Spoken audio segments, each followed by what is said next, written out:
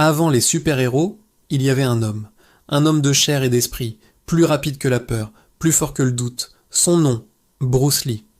Vous pensez le connaître? Vous connaissez le combattant, la star de cinéma. Mais aujourd'hui, on va découvrir l'homme derrière la légende, le philosophe derrière les poings, celui qui a changé notre vision de la force pour toujours. Bruce Lee, ou de son vrai nom Lee Jun-fan, est né en 1940 à San Francisco, mais c'est à Hong Kong qu'il grandit. Imaginez un peu, une ville en pleine effervescence, un carrefour entre l'Orient et l'Occident. Bruce est un gamin turbulent, toujours prêt à se battre dans les rues. Pour lui, ce n'est pas de la simple bagarre, c'est une question de survie, une manière de trouver sa place. Ses parents, inquiets, décident de canaliser cette énergie débordante. C'est là qu'intervient une figure légendaire, le grand maître Ip Man. Sous la tutelle d'Ip Man, Bruce apprend le Wing Chun. Mais ce n'est pas seulement un entraînement physique, c'est une révélation. Il découvre que la véritable maîtrise ne réside pas dans la force brute, mais dans la discipline de l'esprit, dans la recherche de la paix intérieure.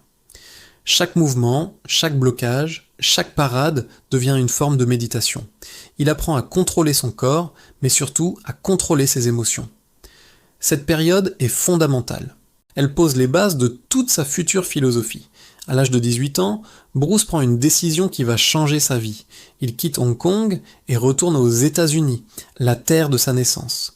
Il arrive à Seattle avec seulement 100 $ en poche, pas de famille de proches, pas de soutien, juste une conviction inébranlable.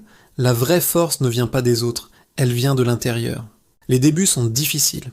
Il enchaîne les petits boulots, notamment dans un restaurant, pour payer ses études de philosophie à l'université de Washington. Mais sa passion pour les arts martiaux ne le quitte jamais. Il commence à donner des cours dans des parcs, puis il ouvre son premier dojo. Et c'est là que les choses se compliquent. À cette époque, l'idée d'enseigner les arts martiaux chinois à des non-chinois, des occidentaux, est considérée comme une trahison par la communauté traditionnelle. Bruce reçoit des menaces, des ultimatums. On le met au défi. Un combat. S'il perd, il doit fermer son école. Ce combat est un tournant. Bruce gagne, mais il est frustré. Il a trouvé le combat trop long, ses techniques traditionnelles trop rigides, trop inefficaces dans une situation réelle. Cette frustration est le catalyseur d'une révolution. Il se rend compte que les styles classiques, avec leurs formes et leurs règles strictes, sont comme des cages. Ils emprisonnent le combattant au lieu de le libérer. C'est ainsi qu'il crée le Jeet Kune Do, la voie du point qui intercepte. Mais attention, ce n'est pas juste un nouveau style de combat, c'est une philosophie. Le principe est simple, n'avoir aucun principe, ne pas être limité par une seule méthode. Il encourage ses élèves à prendre ce qui fonctionne pour eux, peu importe l'origine de la technique, que ce soit la boxe anglaise, l'escrime ou le judo, et à rejeter le reste. Le Jeet Kune Do, c'est l'art de l'efficacité, de l'adaptabilité. C'est un combat pour la liberté du mouvement, et surtout pour la liberté de la pensée. Car Bruce Lee n'était pas seulement un combattant exceptionnel, c'était un penseur, un intellectuel. Sa bibliothèque personnelle comptait plus de 2000 livres. Il dévorait les ouvrages de philosophie, de Spinoza à Nietzsche, en passant par les maîtres du Zen et Krishnamurti. Il ne se contentait pas de lire, il annotait, il questionnait, il cherchait comment appliquer ses grandes idées à sa propre vie et à son art. Il transformait les concepts abstraits en gestes concrets, en principes de vie. L'une de ses métaphores les plus célèbres est celle de l'eau. Il disait « Ne t'enferme pas dans une forme, adapte-la et construis la tienne, et laisse-la grandir. Sois comme l'eau, vide ton esprit, sois sans forme, comme l'eau. Si tu mets de l'eau dans une tasse, elle devient la tasse. Si tu la mets dans une bouteille, elle devient la bouteille. L'eau peut couler, ou elle peut s'écraser. Sois l'eau, mon ami. » Pour Bruce, l'eau est la perfection. Elle est souple, mais elle peut éroder la roche la plus dure. Elle est transparente, mais indestructible. L'eau ne combat pas. Elle s'adapte. Elle contourne les obstacles ou les submerge. C'était sa vision du combat et de la vie. Inévitablement, Hollywood finit par remarquer ce phénomène. On lui propose des rôles, d'abord dans la série Le Frelon Vert, où il joue Kato, mais pour la première fois à la télévision américaine, un personnage asiatique n'est pas une caricature. Il est cool, il est puissant, il vole la vedette au héros principal. Puis vient le cinéma. Avec des films comme The Big Boss ou La Fureur de vaincre, il devient une superstar internationale. Il explose tous les records du box-office en Asie. Bruce Lee apporte quelque chose de totalement nouveau à l'écran. Ses combats sont d'un réalisme et d'une intensité jamais vus. Il ne se contente pas de jouer, il est LE combat. Fait amusant, ses mouvements étaient si rapides que les caméras de l'époque, qui tournaient à 24 images par seconde, n'arrivaient pas à les capter. On voyait le début du mouvement et la fin, mais rien entre les deux. Les réalisateurs ont dû lui demander de ralentir pour que le public puisse voir ce qu'il faisait. Imaginez un peu la vitesse.